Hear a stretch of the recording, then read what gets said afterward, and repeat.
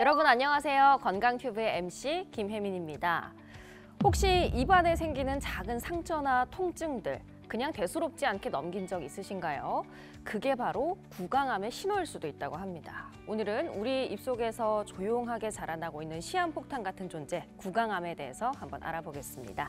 오늘 함께 해주실 분 부산대학교 치과병원의 이재열 교수님 모셨습니다. 어서 오세요. 안녕하십니까. 부산대학교 치과병원 구강암면외과 이재열 교수입니다. 네, 교수님 반갑습니다.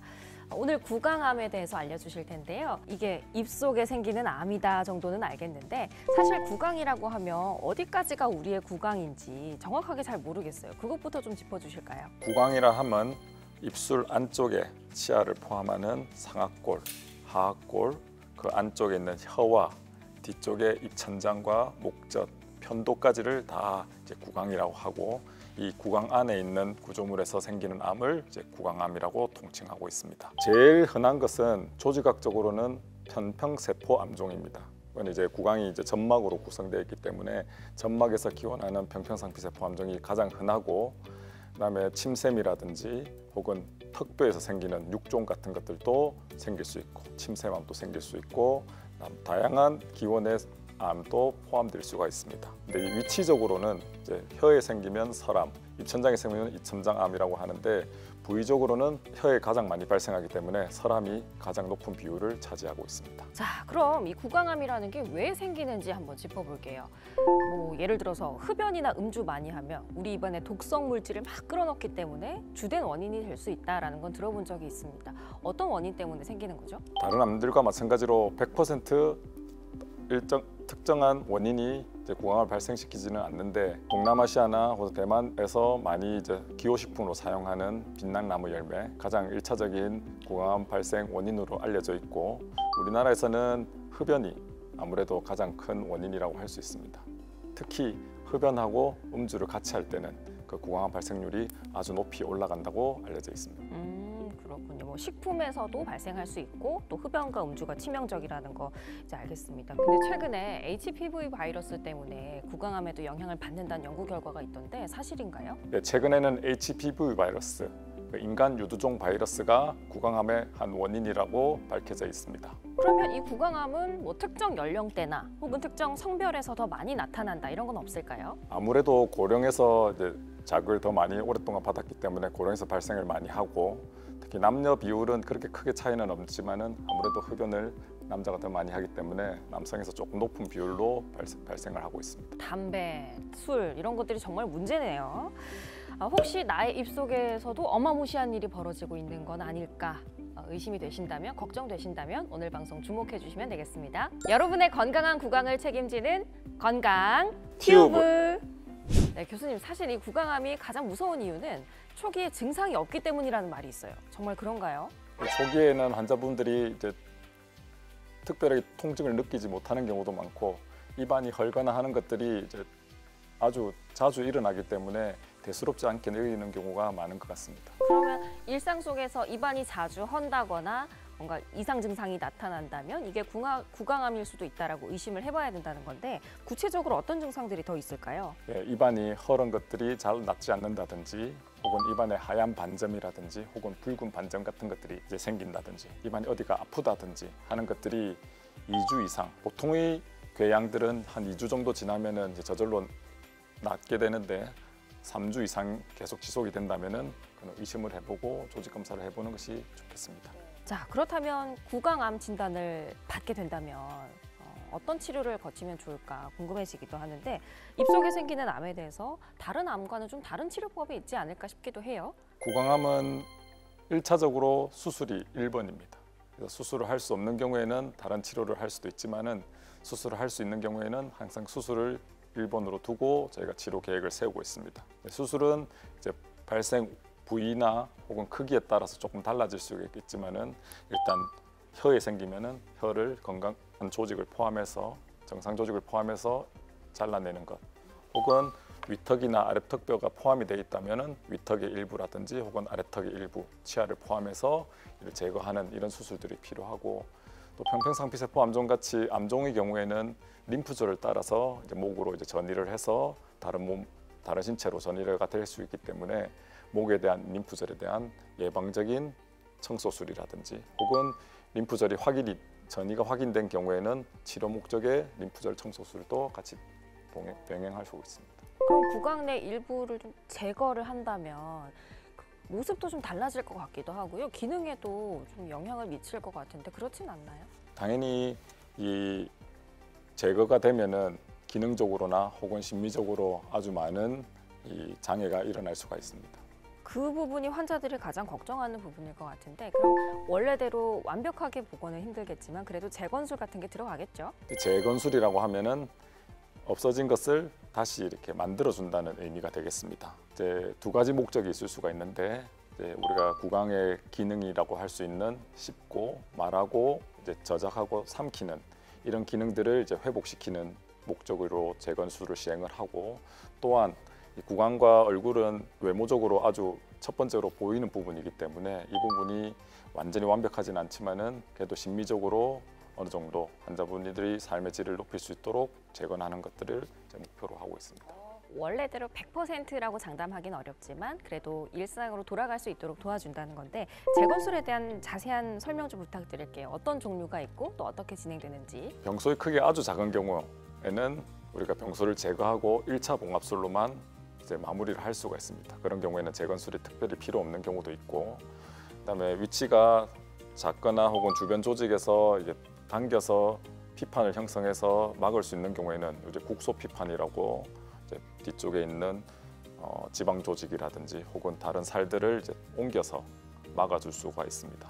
하지만 범위가 크다든지 막아야 될 부분이 이제 광범위하고 혹은 뼈나 점막 같은 것들이 복합적으로 재건이 필요할 때는 이제 유리 피판으로 이제 혈관을 연결시켜서 몸의 다른 부분에 있는 조직을 이식해주는 이런 재건술이 최근에 많이 진행이 되고 있습니다. 유리 피판을 이용해서 재건을 하기 어려운 경우에는 이제 특수한 위턱 같은 경우에 특수한 틀니 같은 것들을 이용해서 그 부분을 막아주는 이런 것들도 시행을 하고 있고, 최근에는 턱뼈가 포함되어 있는 경우에는 미리 수술용 3D 시뮬레이션을 통해서 수술용 가이드를 만들고 수술 시에 정교하게 미리 계획된 대로 수술을 할 수 있게 되어서 아주 예전보다는 훨씬 더 정확하고 수술 전 상태로 돌릴 수 있는 이런 방법들이 많이 개발이 되고 발전이 되어 왔습니다. 말씀만 들었을 때도 상당히 정교한 치료법으로 보이는데 쉽지는 않은 거죠? 쉽지는 않지만은 불가능한 것은 아닙니다. 그래서 연조직이 필요한 경우에는 보통 이제 손목에 있는 살이라든지 혹은 허벅지에 있는 살을 혈관과 같이 연결해 주는 것들을 많이 하고, 뼈가 필요한 경우에는 이제 정강이 비골 이식이라든지 혹은 이제 장골 이식, 엉치뼈에서 보통 혈관과 같이 이식을 해주는 수술을 많이 하고 있습니다. 교수님, 구강이 우리 말을 할 때 발음을 하는 기관이기도 하고 또 음식 섭취를 하는 아주 중요한 기관이기도 하잖아요. 그런데 수술 후에 불편한 점이 많아질 것 같은데 이 부분은 어떻게 보완할 수 있을까요? 혀나 혹은 하악골 같은 것들을 많이 절제를 하게 되면은 연화나 발음이 많이 기능이 떨어지는 것들은 사실입니다. 그래서 저희가 이제 재건술을 충분히 잘 시행을 하고 그 재건술 시행한 것들을 또 본인이 잘 적응할 수 있도록 재활을 하는 것들이 무엇보다도 중요합니다. 특히 이제 연화나 이런 발음 같은 것들이 정확하게 잘 안 될 때는 저희가 필요한 경우 재활의학과하고 협력을 해서 연화 평가를 하고 연화 재활 같은 것들을 같이 시행을 하고 있습니다. 아, 그렇군요. 치료법도 워낙에 요즘 기술이 좋다 보니까 다양하게 접목을 해볼 수가 있는 것 같아요. 그리고 그 항암 치료 전후로 방사선 치료 많이 한다고 하던데 혹시 구강암에도 적용이 되는 건가요? 저희가 1차적으로 수술이 1번인데 그 이후에 재발의 위험이 높거나 혹은 병기가 아주 심한 경우에는 방사선 치료를 이제 추천을 하고 이제 진행을 하고 있습니다. 특히 최근에는 항암요법하고 방사선요법을 동시에 시행하는 동시항암 방사선요법을 주로 사용을 하고 있습니다. 자, 그러면 이렇게 치료와 재건술 또 다른 치료법까지도 알아봤는데요. 회복하는 데 기간은 얼마나 걸릴까 궁금합니다. 보통의 경우에 이제 유리피판, 혈관 이식술을 포함하는 이런 재건술을 시행을 했을 경우에는 한 입원 기간 한 2, 3주 정도 필요한데 이제 그 이후에 이제 재활이라든지 이런 것들이 많이 시간이 소요될 수 있습니다. 특히 이제 방사선 치료를 받은 경우에는 6개월 혹은 1년 이상까지도 불편감을 계속 호소하시는 분들이 많기 때문에 그 이후에도 계속적인 재활과 경과 관찰이 필요하다고 하겠습니다. 그러면 마지막으로 또 구강암 이제 치료법과 진단 뭐 다양하게 알아봤는데 안 걸리는 게 가장 중요하잖아요. 예, 예방법 먼저 알려주신다면 어떤 게 있을까요? 생활 습관을 개선하는 것이 무엇보다도 중요하겠습니다. 금연을 하고 절주를 하는 것이 이 구강암을 예방하는 데 가장 중요하다고 할 수 있고, 특히 이제 구강 위생이 안 좋을 때 구강암을 발생률을 증가시킬 수 있기 때문에 구강 위생을 철저히 하는 것도 중요하겠습니다. 하지만 무엇보다도 중요한 것은 이 정기적인 검진을 통해서 이 우리가 놓칠 수 있는 암을 초기에 발견해서 치료를 하는 것이 성공적인 치료를 위해서 가장 중요한 부분이라고 하겠습니다. 구강암에 대한 구독자분들의 궁금증을 OX 퀴즈로 풀어드리는 시간입니다. 건투 OX 퀴즈. 첫 번째 질문 드립니다. 구강암 재발의 위험성이 높다? 하나, 둘, 셋. O입니다. 아, 높군요. 네, 구강암은 전반적인 암과 비교해 보면은 아주 예후가 안 좋은 암도 아니지만 그렇다고 해서 아주 예후가 좋은 암도 아니고 한 중간 정도 됩니다. 그래서 재발률도 30~40%로 높기 때문에 이거 재발을 좀 잘하는 암으로 생각하시면 되고, 이것도 초기에 발견할수록 재발률이 낮아지니까 초기에 빨리 발견해서 치료하는 것이 무엇보다도 중요하겠습니다. 자, 다음 질문 드려볼게요. 구강암 수술을 하면 임플란트는 불가능하다? 하나, 둘, 셋. X입니다. 아, 임플란트 할 수 있어요? 예전에는 턱뼈를 잘라내고 나면은 거기 재건하는 방법들이 많이 있지 않았기 때문에 임플란트나 다른 보철을 하는 것들이 어려웠는데, 최근에는 우선 말했던 유리 피판을 통한 재건을 통해서 턱뼈를 다시 만들어 줄 수 있기 때문에 거기에 임플란트를 하거나 하는 그런 걸 통해서 그 기능을 갖다가 회복시켜주는 이런 시술들이 많이 발전해 왔습니다. 물론 이제 방사선 치료 같은 것들을 하면 그 임플란트 성공률이 좀 떨어진다고는 알려져 있지만은 그래도 이제 불가능한 건 아니고 그 환자의 상태에 맞게 임플란트나 혹은 다른 보철물을 사용을 할 수가 있겠습니다. 자, 다음 질문 드릴게요. 전자담배, 니코틴이 없어서 구강암과 관련이 없다? 하나, 둘, 셋. X입니다. 전자담배에도 니코틴이 포함되어 있을 뿐만 아니라 이제 포름알데하이드나 혹은 아세트알데하이드 같은 다른 발암 물질도 많이 포함되어 있는 걸로 알고 있습니다. 물론 아직 전자담배가 이제 구강암과의 관계는 아직 많은 연구가 있어 왔지는 않지만은 이런 발암 물질들이 있기 때문에 구강암과 관련이 없다고 할 수는 없을 것입니다. 전자담배가 더 나을 것도 없다라는 말씀. 다음 질문 드려보겠습니다. 구강 청결제의 고농도 알코올이 구강암을 높인다? 하나, 둘, 셋. 세모 정도로 다 하겠습니다. 중간. 네. 오. 고농도 알코올이 포함되어 있는 구강 청결제도 이제 음주와 비슷한 효과를 점막에 자극을 줄 수 있기 때문에 전혀 없다고 할 수는 없지만, 그렇다고 해서 이런 청결제를 사용하는 것이 구강과 밀접한 관계가 있다는 연구도 좀 부족합니다. 그래서 가능한 한 너무 오랫동안 이 알코올이 포함된 구강 청결제를 장기간 계속 지속적으로 사용하는 것은 별로 추천을 하지 않고 알코올이 포함되지 않는 청결제를 사용하는 것을 추천해 드립니다. 아, 이것도 알코올은 알코올이니까 네. 좋을 게 없네요. 원래 담배 피고 나서 이거 구강 청결제 사용 많이 하잖아요. 치명적이겠는데요. 알코올이 포함 안 돼 있는 제품도 많이 있으니까 그런 것들을 사용하시면 더 나을 것 같습니다. 네, 그럼 이제 추천해 주실 만한 안전한 제품이 있다면 소개 좀 해주실 수 있나요? 시중에 나와 있는 대부분의 구강 청결제는 아주 고농도의 알코올을 사용하지 않기 때문에 일반적으로 사용할 수 있는 접하는 그런 청결제는 사용하셔도 무방할 것으로 생각합니다. 아, 안전 인증을 통과된 건 괜찮다라는 말씀이시죠? 자, 다음 질문 드려보겠습니다. 구강암, 가족력과 관련이 있다? 하나, 둘, 셋. X로 하겠습니다.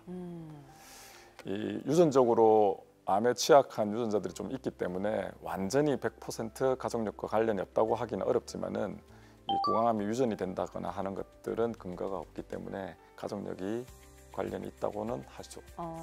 웬만한 암들은 가족력이 굉장히 큰데 구강암은 또 예외네요.